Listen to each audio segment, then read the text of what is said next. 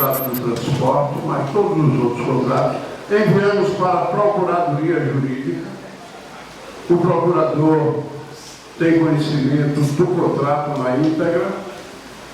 Conversamos com o procurador e logo o prefeito determinou o cumprimento do contrato na íntegra em relação às empresas. Fizemos assim uma reunião para discutirmos o contrato, discutirmos o cumprimento do contrato, onde colocamos o senhor João, que veio também o técnico que fez essa explanação no gabinete do prefeito, e lá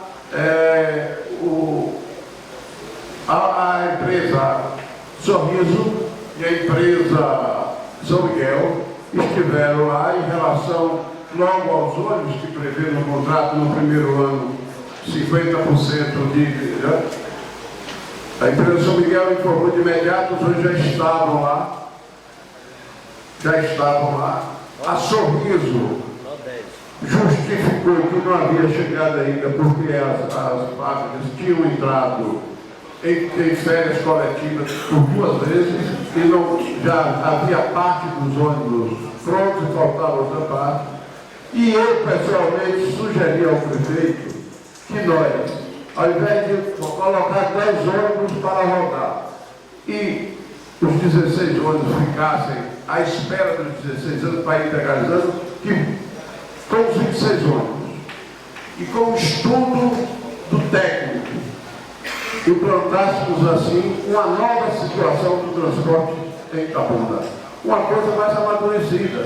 E, inclusive, isso aqui é uma grande contribuição para a construção dessa nova fase que, com fé em Deus, irá ser implantada em Itabuna no transporte coletivo. No mais, o senhor João deve dar aí as suas explicações e deverá complementar a sua indagação. Senhoras e senhores, presidente, eu permiti fazer uma rápida explanação sobre o histórico do transporte em Itabuna e a gente chegar aqui no processo licitatório e as nossas obrigações com relação ao contrato de concessão. Quando o prefeito Geraldo Simões, a administração do prefeito Geraldo Simões, teve uma estação de transporte, que foi num período de 20 anos, 30 anos, numa parte da cidade. O transporte de Itabuna, 90% do transporte de Itabuna, todas as linhas que existem, com algumas pequenas modificações, foi criado o Suabílio. O Suabílio começou o transporte de Itabuna, né? Então, durante esse período todo, não vou dizer, sem acabar a cronologia, né, quanto tempo, nunca, em momento algum, foi feito um trabalho técnico, um estudo bem feito sobre o sistema de transporte de passageiros urbanos em Itabuna. Agora, em 2015, iniciou-se o processo de licitação, que ele terminou em meados de junho, julho, e ficou parado. Ele ficou absolutamente parado. As empresas, nós começamos a perguntar aos senhores secretários, que houve uma troca de secretário, algumas trocas de secretários durante esse período. E em momento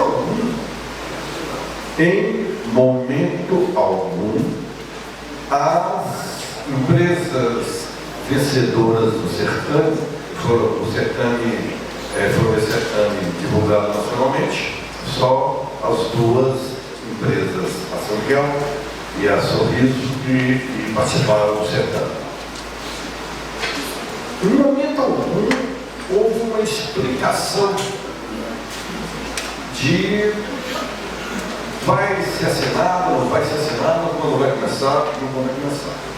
Porque quando o edital foi colocado em consulta pública, ele ficou mais de 2 meses em consulta pública. Tinha lá todas as suas condições pré-estabelecidas.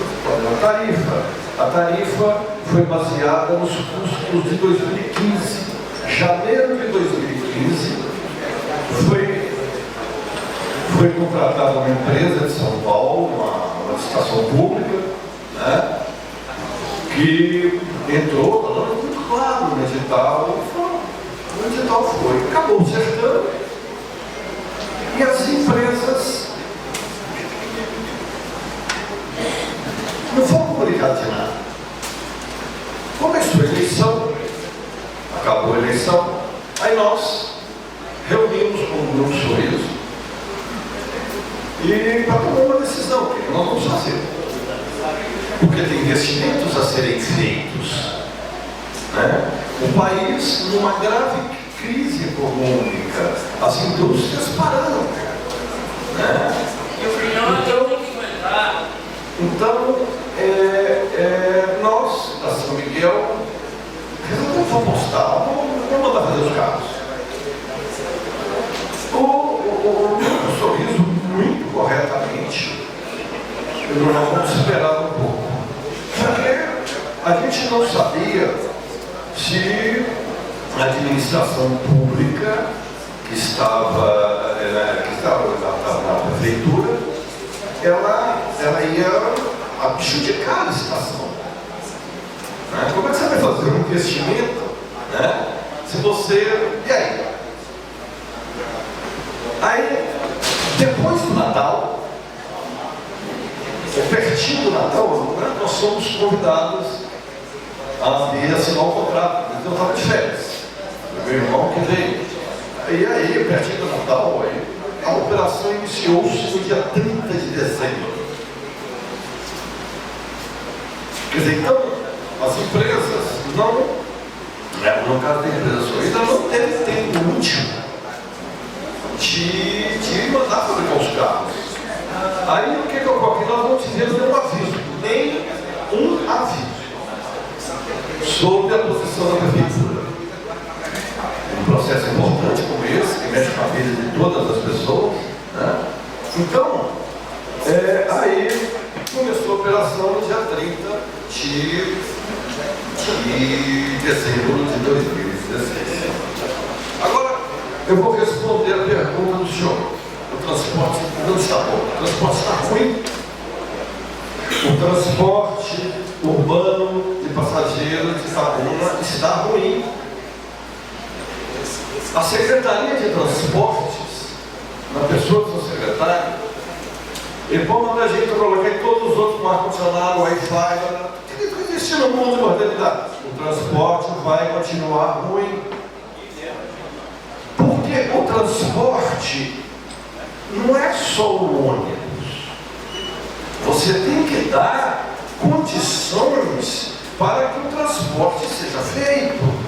Tem que ser feito um estudo na cidade, eu desconheço se já foi feito alguma vez, das condições de trânsito. Não é uma roupa só, não.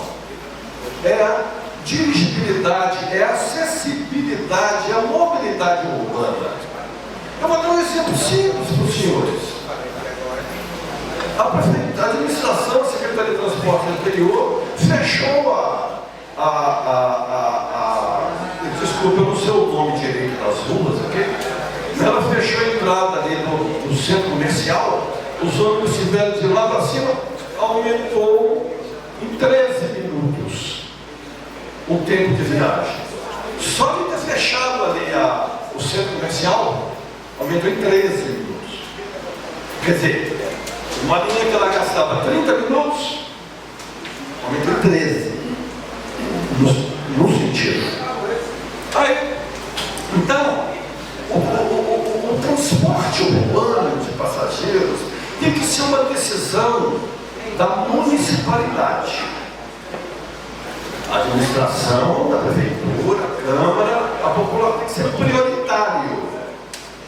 Eu estou aqui há algum tempo operando em Itabuna. Eu sei o seguinte, nos últimos anos, o transporte de passageiros coletivo não teve prioridade. Para fazer uma faixa exclusiva para ônibus, é um balde de tinta e um pincel, e radar para tomar conta. É prioridade. Então, não adianta nós chegarmos aqui e renovarmos a frota toda, vai ser bom, vai ser pouco. Agora, os ônibus têm que andar. Eu tive hoje, eu não conhecia, lá nos conjuntos habitacionais. É de uma irresponsabilidade da engenharia urbana aprovar 3.000 casas. Não tem uma creche, não tem uma escola, não tem um ponto de ônibus no conjunto com 3.000 casas. Isso é capitalismo selvagem. E o pior, eu vou registrar aqui para os senhores. Os ônibus estão passando ali, onde os ônibus passarem, eu sou engenheiro civil, onde os ônibus passarem a menos de 3 metros daqueles prédios, eles vão vibrar. A coisa muito mais grave que está sendo. Aquilo ali é especulação imobiliária pura. Alguém compra uma área lá no fim do mundo, lá distante, se ali tem verba federal para isso, sem nada.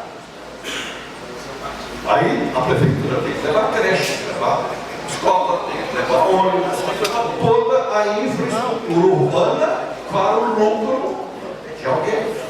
Mas vamos lá. Eu vou dar um exemplo para os senhores do que é fazer a integração de acessibilidade com o transporte urbano de passageiros. Eu virei para o nosso gerente, o Wendel, eu estava em Belo Horizonte, na sexta-feira, eu falei, Wendel, escolhe uma linha qualquer, fotografe e conte quantos quebra-molas tem na linha. Ele foi na linha BB60, Jardim América, condomínio Juliana. Ela tem 19,1 no sentido e 18 quilômetros no sentido. Senhores, tem 99 quebra-molas.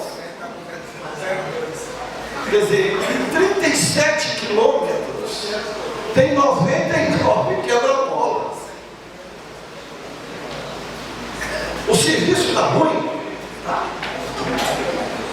Mas agora, a Secretaria de Transporte, ela manda as empresas cumprirem em torno de 27 mil viagens mês. Nós não perdemos 0,5% das viagens. Todas as viagens estão registradas no sistema de GPS e no sistema da bilhetagem eletrônica. Não sei se tem hoje ainda, mas as empresas doaram na administração anterior, depois de uma sessão que nós tivemos nessa Câmara, foi um compromisso meu com o senhor secretário da época, não lembro qual que era, nós colocamos dentro da Secretaria de Transporte não sei se foi junto 2 terminais de computador, com o espelho do GPS e o espelho da bilhetagem eletrônica.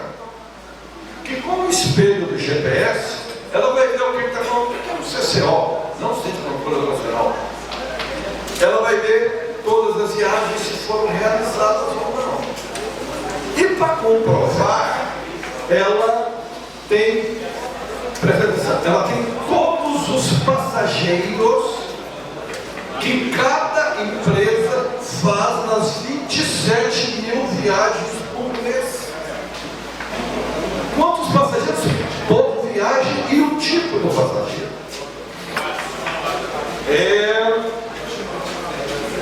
Eu acho que, aí eu estive lá hoje, nos 2 condomínios e lá perto da universidade. Não tem jeito de entrar. O ônibus, inclusive o ônibus era da empresa, que eu sou diretor, tinha umas pessoas paradas na rotatória do lado de lá, o ônibus passou, o bom senso do motorista diria que ele não poderia entrar, mas ele entrou. Agora ele parou num ponto que eu não posso chamar aquilo de ponto.